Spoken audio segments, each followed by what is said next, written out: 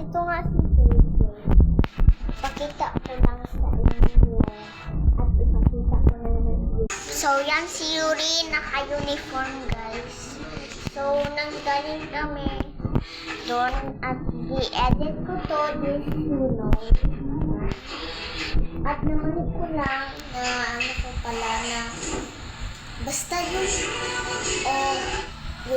do you want to see how together they are? Sige, makita natin sila JJ at Yuri.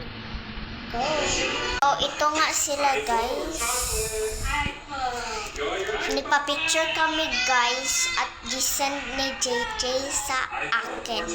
Hindi ako nag-joke. At yung ginakain ko pala na ito, new trend sa TikTok. Kung di nyo to nakita sa TikTok or